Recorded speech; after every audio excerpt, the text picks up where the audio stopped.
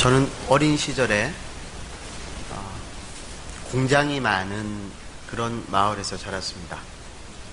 주민 대부분은 외지에서 들어오신 분들이었고 그분들은 주로 공장에서 일을 하는 분들이었기 때문에 당연히 그 동네는 좋은 동네가 아니었습니다. 그런데 저는 그 좋은 동네가 아닌 곳에서 살면서 많은 아름다운 추억을 남길 수 있었습니다. 어떻게 그럴 수 있었을까요? 보는 게 달랐기 때문입니다. 저는 매일 새벽마다 약수터가 있는 산을 올랐습니다. 공장이 많은 동네와는 달리 약수터 가는 길은 굉장히 아름다웠어요. 약수를 가려면 먼저 가파른 고개를 올라야 했는데 고개 이름이 숨이 깔딱깔딱한다 그래가지고 깔딱고개였어요. 힘들게 그 깔딱고개를 올라서면은 능선이 펼쳐지는데 그 능선으로부터 멋진 풍경을 볼 수 있었습니다. 이런 풍경이었어요. 이 풍경이 아니고 이 풍경 맞는 말씀인데 제가 매일 아침마다 이 풍경을 보면서 약수터를 다녔어요. 감탄이 안 나오시는군요. 이거 여러분들의 지금 그 마음이 굉장히 지금 어렵다라고 하는 건데 이런 풍경이었어요. 진짜 제가 이런 풍경을 보고 매일 아침 매일 새벽 5시만 되면 일어나가지고 초등학교 3학년 때부터 1시간 반이 왕복 걸리는 이 약수터를 다녔어요.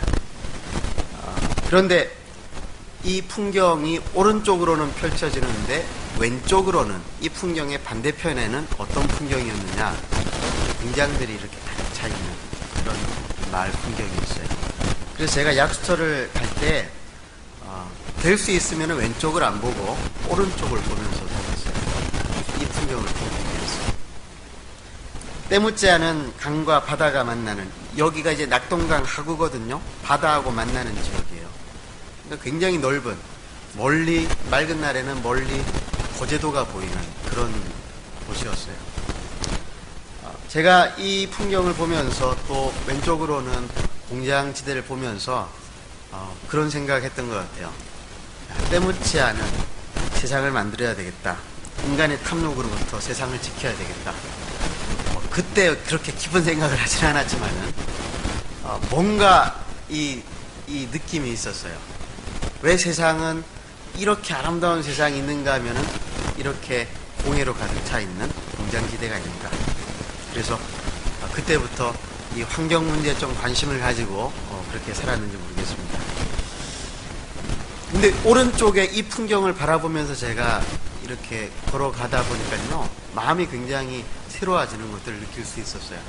그래서 동네 어른들을 만나는데 사실 처음 만나는 분들이 대부분임에도 불구하고 그분들을 보면은 굉장히 제가 마음이 기뻐가지고 안녕하십니까, 반갑습니다 이러고 이제 인사를 잘 했던 것 같아요. 그래서 인사를 잘하니까 이 어르신들이 아유 꼬마가 아주 이 새벽같이 이렇게 약수터까지 올라오고 인사성도 밝고 그러니까 이렇게 머리를 쓰다듬어 주시면서 칭찬을 많이 해주셨던 것 같아요. 그럼 제가 더 크게 인사를 하고 또 풍경을 한번 더 바라보면 또 마음이 그렇게 편할 수가 없었고, 여러분 그 사람이요 살아가면서 무엇을 보고 살아가느냐라고 하는 것은 굉장히 중요한 것 같습니다. 우리 여기 어린이들 굉장히 많이 있는데 우리나라 사람들이 하루 중에 제일 많이 보는 게 뭔지 아세요? 오, 그렇구나. 큰일 났다. 어떡하니?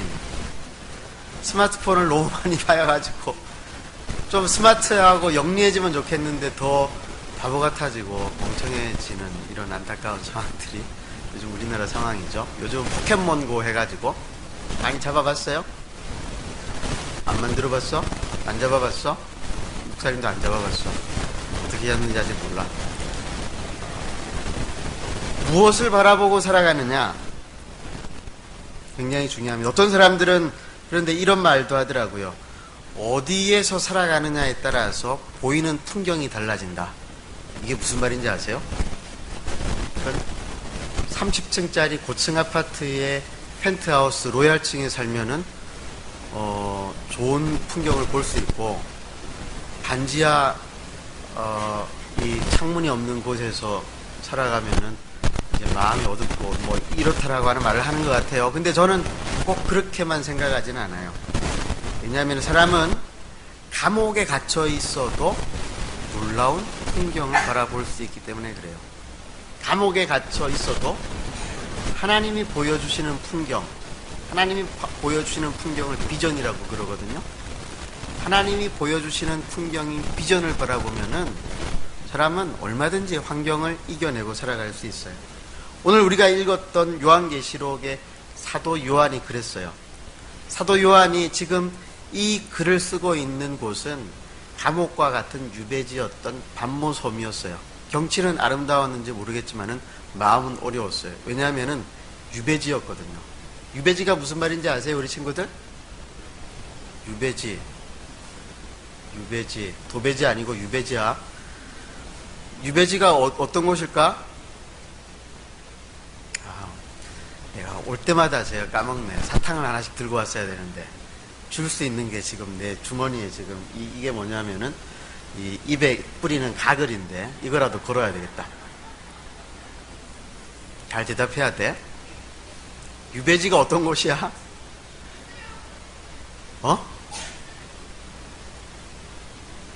뭐라고? 죄수들 혼자 살게 하는 곳. 맞아요, 맞아. 너 나중에 꼭 받아가. 정말이야. 이거 한 번도 제가 안 썼어요. 이거 이렇게 놔두고. 립스틱 아니고 이 가글 뿌리는 가글이야. 너 이제부터 저기 아침에 일어나서 저기 양치질 안 하고 가도 되겠다. 이거 뿌리면서. 그렇죠. 유배지는 죄수들이 혼자서 살아가게 만드는 감옥 같은 곳이죠. 요한이 이 유배지에서 지금 무엇을 본 거예요? 하나님이 보여주시는 풍경인 비전을 본 거예요. 어떤 비전이었어요? 어떤 비전이었어요? 한번 다시 한번 읽어볼까? 시작. 또 그가 수정같이 맑은 생명수 강을 내게 보이니, 자, 여기서 뭘 봤다고요? 생명수 강. 수정가치는 중요한 게 아니야. 그치? 중요한 건 뭐야? 생명수 강이야. 야, 너희들 보통 실력이 아니다. 아버지가 누구시니? 생명수 강을 봤어요. 근데 그 생명수 강이 어떤 일을 했어? 한번 그 다음 읽어보겠습니다. 시작. 하나님과 및 어린 양의 보좌로부터 나와서. 근데 자, 여기까지. 이 생명수 강이 어디로부터 나왔다고? 하나님과 및 어린 양의 보좌로부터 나왔대. 어린 양은 누구야?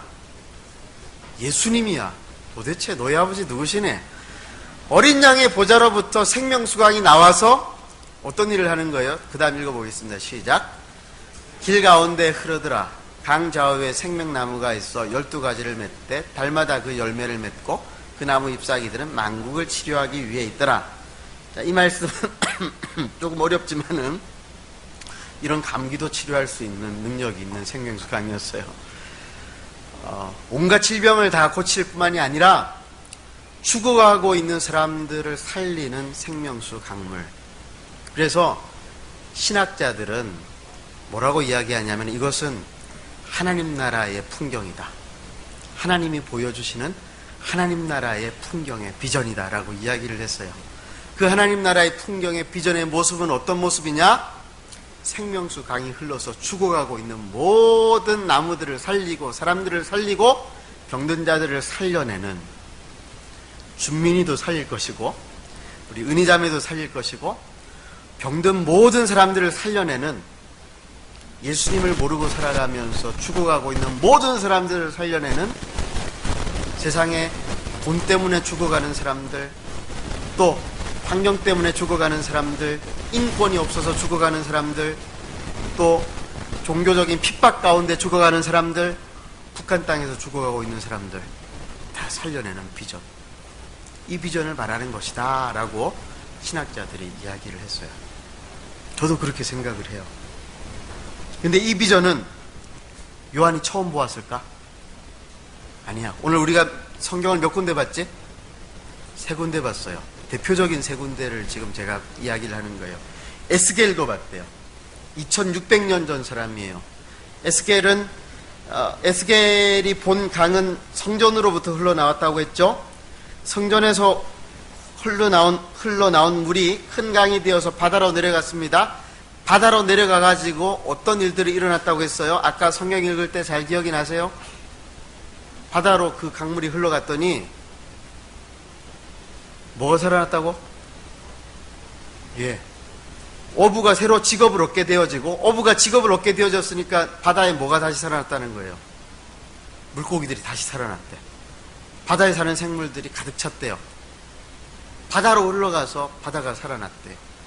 바닷물이 되살아났고, 강이 이르는 각처의 모든 것이 다 살아났대요. 그리고 그 강이 흘러가는 좌우로는 각종 과일과 열매가 풍성하게 맺히고, 그 잎사귀는 사람을 치료하는 약 재료가 되었대요. 요한계시록의 요한이 이 본 환상은 AD 95년에 본 거예요. 근데 에스겔은 언제 보았느냐? 이 환상을 언제 보았을까? 에스겔은 지금으로부터 2600년 전이니까 BC 600년경에 보았어요. 그러면은 요한과 에스겔의 그 간격은 몇 년 차예요? 거의 700년 차예요. 근데 본 게 똑같아요, 달라요? 똑같아요? 달라요? 뭘 봤어요? 생명수 강물을 봤어요. 생명수 강물이 뭘 하는 걸 봤어요? 살리는 것들을 봤어요. 사람을 치료하는 걸 봤어요. 똑같은 거였어요. 똑같은 비전을 봤어요. 요한과 에스겔이 사람과 세계 만물을 다시 살려내는 생명수 강을 보았던 거예요. 하나님 나라의 풍경을 보았어요. 그리고 예수님께서도 명절 마지막 날에 이 생수의 강물을 말씀을 하셨다라고 우리가 요한복음 7장 37절 39절 말씀을 방금 읽었죠. 이 명절은 어떤 명절일까? 지금은 내가 줄 게 이것밖에 없다. 이건 안 돼. 어떤 명절일까? 자, 1번 초막절, 2번 유월절, 3번 목욕절. 정답은? 영민이 1번. 예, 초막절이래요. 초막절. 초막절 설교 한번 목사님 한번 했는데, 근데 초막절에 어떤 행사가 있었냐면요, 유대인들은 이 초막절에 하나님께서 때를 따라서 적당한 비를 주시기를 원하여서 실로암 목가에 가가지고 물을 길어 와가지고 성전에다가 붓는 의식을 행했대요. 왜 그랬냐면은 초막절이 건기, 이제 마른 계절이 끝나고 곧 우기가 시작되는 때였기 때문에 그래요. 그러니까 계속 이제 비가 안 내려오고 있다가 이제 우기가 곧 시작되는 때였기 때문에 하늘에 비가 내리기를 이렇게 기원하면서 실로암 목가에 가가지고 물을 길어 와가지고 성전 이 제단에다가 물을 붓는 행사를 하는 그때가 초막절 때였는데, 이 초막절 명절 마지막 날에 예수님께서 뭐라고 말씀하셨다고? 명절 끝날 큰 날에 예수께서 서서 외쳐 이르시되 누구든지 목마르거든 내게로 와서 어떻게 하라고? 마시라. 그 다음 말씀 보여주세요. 38절 함께 읽겠습니다. 시작. 나를 믿는 자는 성경에 이른 것 같이 그 배에서 생수의 강이 흘러나오리라 하시니, 예수님은 성경을 잘 알았을까요? 잘 알았었겠지. 하나님의 아들이신데. 그럼 예수님이 지금 말씀하시는 생수의 강은 어디에 나왔던 생수의 강일까? 누가 보았던 생수의 강일까? 에스겔이 보았던 생수의 강이다. 무려 예수님 시대로부터 600년 전에 에스겔이 보았던 그 생명수 강물, 사람을 살리고 병든 사람을 치료하는, 온 세상 만물을 다 살려내는 생명수 강물의 환상, 그 환상을 기록한 에스겔의 말씀을 기억하면서 누구든지 목마른 자들은 나에게로 와서 마시라. 나를 믿는 자는 성경의 이름과 같이 성경의 에스겔을 통해서 말씀하신 것처럼 그 배에서 생수의 강이 흘러나리라. 그런데 39절 말씀은 그 생수의 강이 뭐냐? 성령님을 가리켜서 하신 말씀이다 라고 기록을 했습니다. 근데요, 아까 요한도 요한이 어디서 이 환상을 보았다고 했죠? 감옥 같은 유배지 암모섬에서. 그치? 도미티안 황제로부터 유배를 명령을 받아가지고 감옥같이 갇혀있을 때 희망이 있었을까요? 희망이 없었어요. 희망이 없는 그때에 요한은 무엇을 보았다고요? 생명수 강물의 환상을 보았어요. 어떻게 그 환상을 볼 수 있었죠? 하나님이 보여주셨대. 하나님이 보여주셨대. 이게 중요한 거예요. 요한이 보고자 해서 본 게 아니라 하나님이 보여주신 거래요. 자, 에스겔이 생명수 강물의 환상을 보았던 때는 언제였을까요? 600년 전이래, 2600년 전인데 그때는 어떤 시대였느냐? 포로 시대였대. 에스겔이 25살에 바벨론 포로로 잡혀갔어요. 그리고 5년이 흐르고 30살이 되었을 때에 이 환상이 보여졌대. 누가 보여주셔서? 하나님이 보여주셔서. 하나님이 왜 보여주셨을까? 반드시 이 생명수가 주어질 것을 말씀하시기 위해서. 그래서 하나님이 보여주신 생명수 강물을 이 에스겔이 보았대요. 그때는 언제였느냐? 예루살렘 성이 완전히 파괴되었다라고 하는 소식을 들었을 때요. 이제 돌아갈 고향도 없어. 마음에 절망만 가득 차고 있을 그때에 에스겔이 무엇을 보았다고? 희망을 보았어. 하나님이 보여주시는 비전, 하나님 나라에 대한 그 비전에 대한 희망을 보았어요. 언제? 포로로 잡혀갔을 때, 예루살렘이 다 망했다고 했을 때. 간혹 꿈이 없다라고 하는 친구들 만나요. 여러분 꿈이 있어요? 꿈이 있어? 고3들 뭐 공부할 거야? 어떤 꿈이 있어? 어제 제가 저기 준수하고 지민이하고 이렇게 그 입교 교육하면서 제가 꼭 물어보는 게 있어. 어린아이들, 청소년들, 대학생들, 직장 다니는 청년들 만나면은 너 꿈이 뭐야? 제가 꼭 물어봅니다. 어른들한테는 잘 묻잖아요. 어른들 이유는 말하지 않겠어요. 꿈이 있어요? 꿈이 없다는 친구들 많아요. 제 딸들도 아직 꿈이 없대. 뭘 하면서 살아야 될지 모르겠대. 근데 억지로 꿈 만들려고 그러지 마세요. 억지로 만드는 꿈들 별로 중요한 거 아니에요. 진짜 중요한 건 뭐냐? 하나님이 보여주시는 비전을 보는 게 더 중요한 거예요. 여러분 꿈과 비전의 차이는 뭐냐? 내가 되고 싶은 거는 꿈인데 하나님이 보여주시는 거는 비전이에요. 목사님은 초등학교 때 고고학자가 되는 게 꿈이었어요.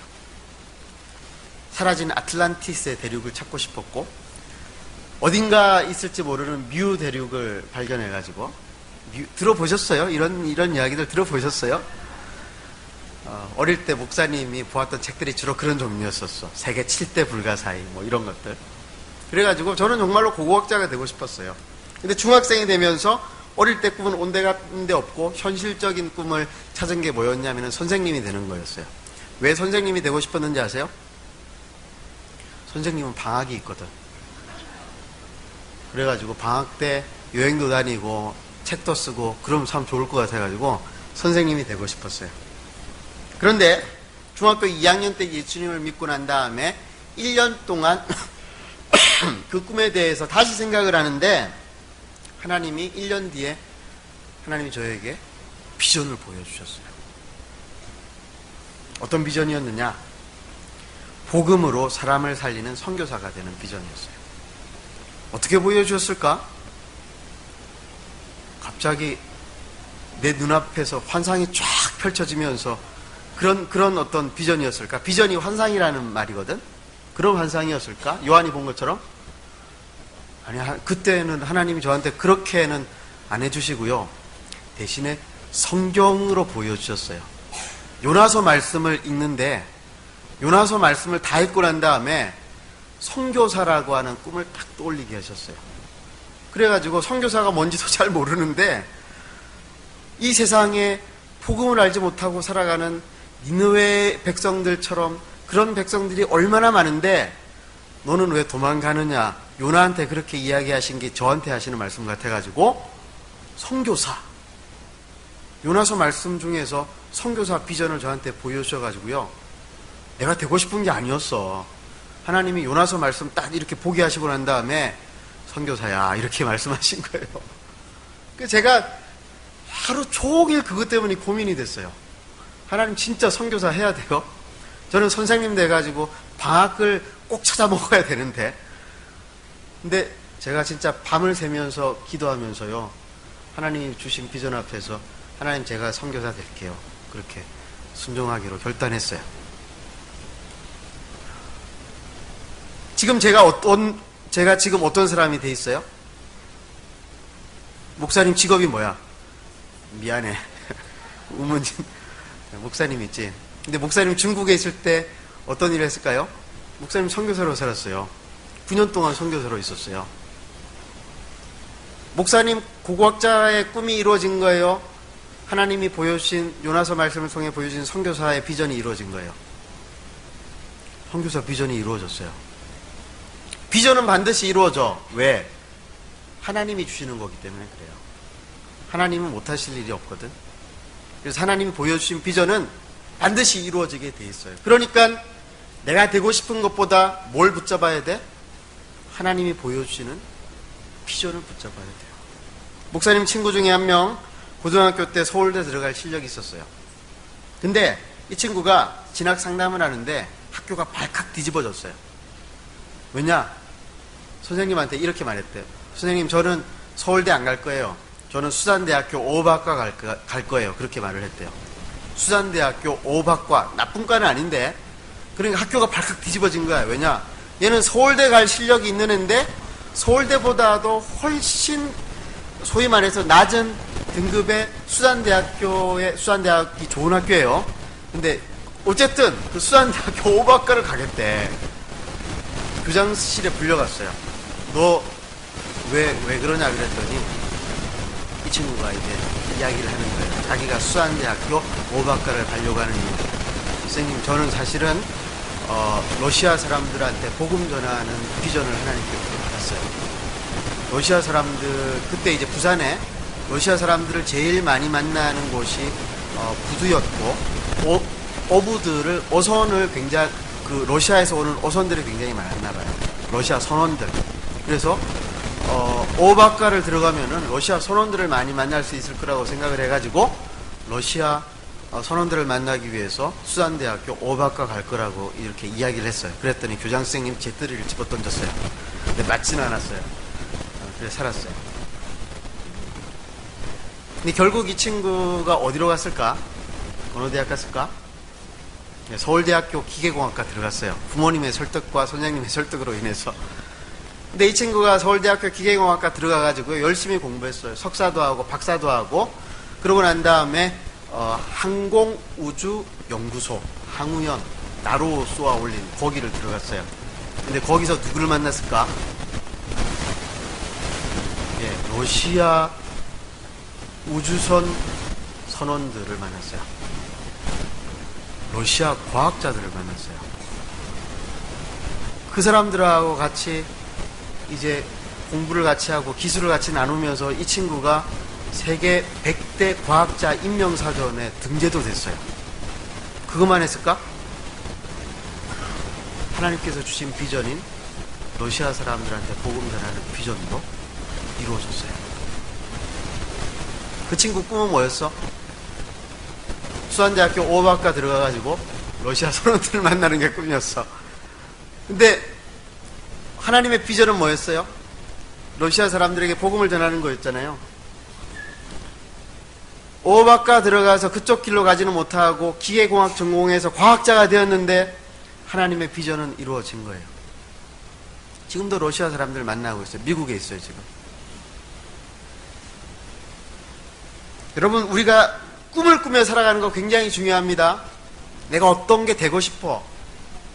근데 더 중요한 게 있어요. 하나님이 보여주시는 비전을 붙잡는 거야. 내가 꿈꾸는 것보다 더 중요한 게 있다니까. 하나님이 보여주시는 비전. 사람을 살리고 세상을 구해내는 생명수 강물이 흘러서 세상을 살려내는 하나님 나라에 대한 비전.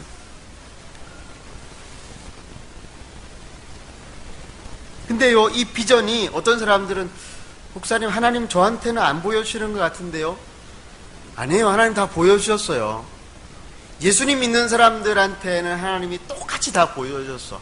아담부터 시작해가지고 아브라함, 이삭, 야곱, 요셉, 모세, 다윗, 에스겔, 스가랴, 느헤미야, 그리고 세례 요한, 바울, 모든 사람들에게 이 비전을 똑같이 다 보여주셨어. 어떻게? 말씀을 통해서 보여주셨어요. 여러분들한테는 안 보여주셨다고요? 아니요. 성경 말씀을 통해서 이 비전을 보여주셨어. 오늘 우리가 읽었잖아, 세 군데를. 이게 지금 오늘 우리가 방금 읽었단 말이야. 안 보여주셨단 말을 하면 안 돼. 꿈은 다를 수 있어. 내가 되고 싶어 하는 거. 왜냐하면 내가 잘하는 거 있을 수 있고, 내가 좋아하는 거 있을 수 있고, 내가 열정이 있는 게 있을 수 있거든요. 그거 해야죠. 그거 하면 살아야 되죠. 근데 비전은 똑같아요. 예수님 믿는 사람들에게 주셨던 비전은 똑같아요. 어떤 비전입니까? 사람을 살리는 비전이에요. 사람을 죽이는 게 아니라 사람을 살려내는 비전. 세상을 살려내는 비전이에요. 세상을 죽이는 비전이 아니라 살려내는 비전. 어떻게 하면 사람을 살리고 세상을 살릴 수 있을까? 예수님께서 말씀하시기를 물과 성령으로 거듭나지 않으면 하나님 나라를 볼 수가 없대.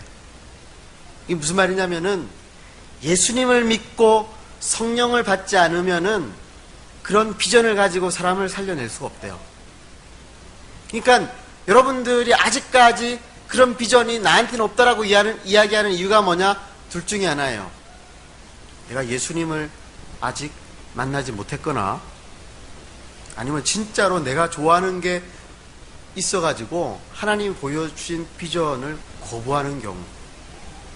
내 인생인데 하나님 왜 내가 내 인생을 내 마음대로 못 살아요?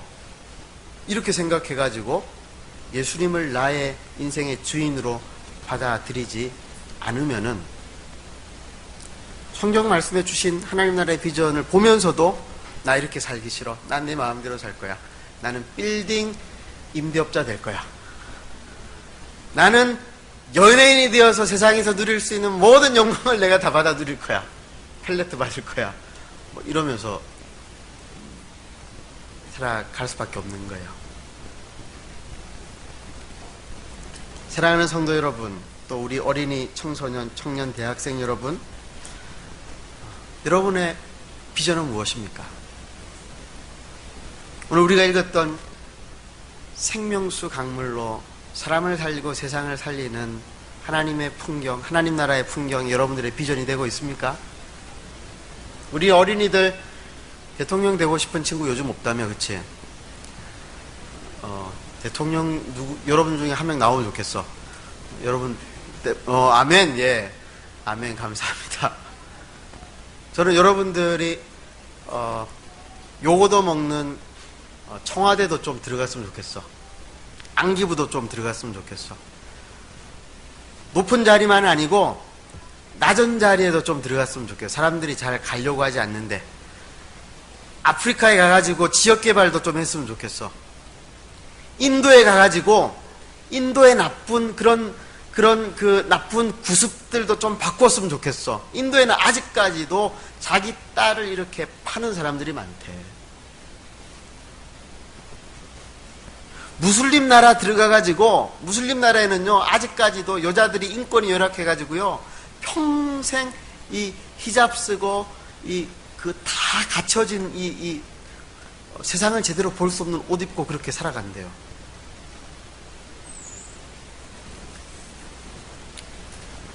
여러분, 우리 인생 내 인생이라고 해서 내 마음대로 살아갈 수 없습니다.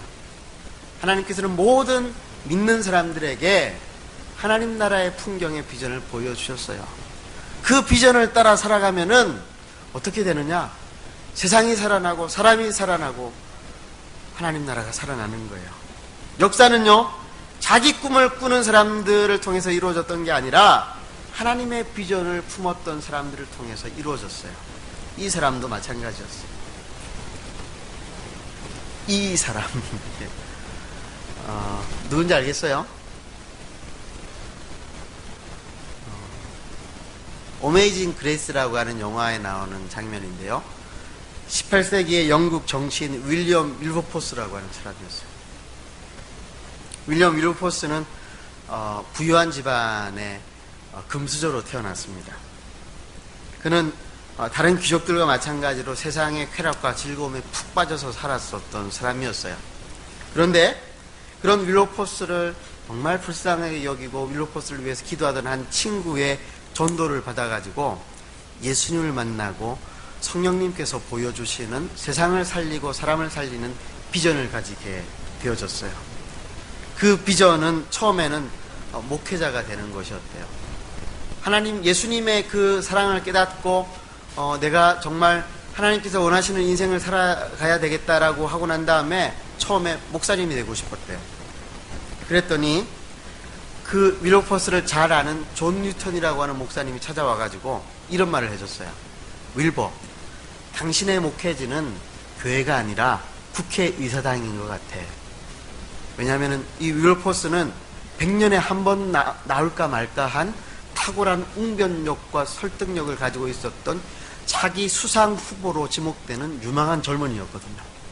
이 윌버포스의 이 재능을 알아본 존 뉴턴이 당신의 목회지는 교회가 아니라 국회의사당이야 그랬대요. 이 존 뉴턴은 어떤 사람이었냐면은 사실 노예무역선의 선장이었던 사람이었어요. 이게 노예무역선이에요.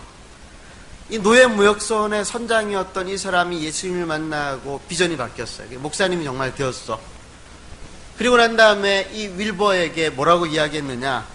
노예무역을 폐지할 수 있는 법안을 좀 만들어 주시오. 그래가지고 윌버포스의 하나님께로부터 오는 비전이 발견되어졌어요. 그 비전은 어떤 비전이었느냐? 당시 영국의 국가 재정의 3분의 1을 충당하는 노예무역 제도를 폐지해야 되겠다라고 하는 비전이었어요. 노예무역을 통해 가지고 영국이 돈을 굉장히 많이 벌었대요. 그러니까 국가 재정이 3분의 1이니까 엄청난 거예요. 이거 폐지할 수 있겠어요? 영국이 기독교 국가였는데 이거를 폐지를 못하는 거예요. 윌버포스가 이 비전을 가졌어요. 근데 이 일이 쉽지가 않았습니다. 20년 동안에 149번 법안을 올렸대요. 국회에다가. 국회의사당에. 근데 번번이 실패하는 거예요. 근데 윌버포스는 노예무역제도 법안 한 가지만에 매달리지 않았대요. 그 노예무역제도를 폐지하는 법안을 올리면서도 영국 사회 전역을 개혁하는 일들을 많이 했다고 합니다. 산업혁명으로 인해 가지고 노동력 착취를 당하는 어린이들이 많이 있었는데요. 이 어린이들은, 몸집이 작은 어린이들은 당시 어떤 일을 했냐면은 굴뚝에 들어가가지고 굴뚝 청소를 하는 일을 했었대요. 몸집이 작으니까. 굴뚝 청소하다가 근데 떨어져 죽기도 했대. 애들한테 돈 몇 푼 주고, 키 좀 작은 애들 있지, 굴뚝에 들어가기 몸이 좋잖아. 굴뚝에 들어가게 해가지고 굴뚝 청소를 하게 했어. 왜냐하면은 공장을 계속 돌려야 되니까. 그리고 애들이 많이 죽었대요. 이 어린이 인권을 위해서 윌버포스가 노력을 많이 해가지고 어린이 인권법을 만들었대요. 또 군인들은 그 당시에 결투제도라는 게 있어가지고 결투제도를 통해가지고 많이 죽었대요. 이 법을 없애기도 하고, 동인도 회사라고 하는 회사가 인도에 있었는데, 영국의 그 국가회사였는데, 인도의 동인도 회사의 사장을 친구로 보내가지고 인도의 악법들, 자기 아들을 신의 제사로 지내는 이런 법들이 있었대요. 그런 거 폐지하는 일들을 하고 그랬대요. 20년을 노예무역 제도를 폐지하는 일들과 함께 그 일들을 진행하면서 마침내 20년이 지나고 이 어려움 가운데에서 이 법안이 1807년 하나님께로부터 받은 비전을 받은 지 20년 만에 이 법안을 마침내 통과시키고 맙니다. 그리고 26년이 흐르고 난 다음에 윌버포스가 죽기 2주 전 노예제도 자체를 완전히 폐지시키고 말았죠. 인류의 수천 년의 역사를 지속해온 계급제도, 노예제도가 마침내 종식이 되어지고 인류의 새로운 시대를 여는 그 키맨으로서의 역할을 윌버포스는 감당했던 사람이었어요. 어떻게 윌버포스는 그런 위대한 일을 할 수 있었습니까? 예수님을 믿고 하나님이 보여주시는 비전을 자기의 비전으로 받아들고 살았기 때문에 가능한 일이었대요. 사람을 살리는 비전, 세상을 살리는 비전. 우리 주님께서는 하나님 아버지께 구하는 자에게 하나님께서 성령을 주신다고 말씀을 하셨어요. 그리고 오늘 본문에서는 주님께서는 당신을 믿는 자들에게 성령님께서 오신다라고 말씀을 하셨고요. 또 우리가 회개하고 예수님의 이름으로 세례를 받을 때 성령의 선물을 받을 것이라고 말씀을 하시면서 성령을 받으면 어떤 일들이 일어나느냐? 사람을 살리고 세상을 살리는 비전을 받게 될 것이라고 말씀을 하고 있습니다. 저는 우리 어린이들이, 청소년들이, 또 우리 청년들이, 우리 대학생들이, 또 우리 어른들이 각자의 직업은 다르고 하고 싶어 하는 일은 다 달라도 이런 하나님이 보여주시는 비전을 가지고 살아갈 수 있기를 간절히 바랍니다. 마지막 영상 하나 볼 거예요. 영상 제목이 뭐냐면은 당신이 주인공입니다 라고 하는 영상입니다. 한번 영상 보도록 하겠습니다.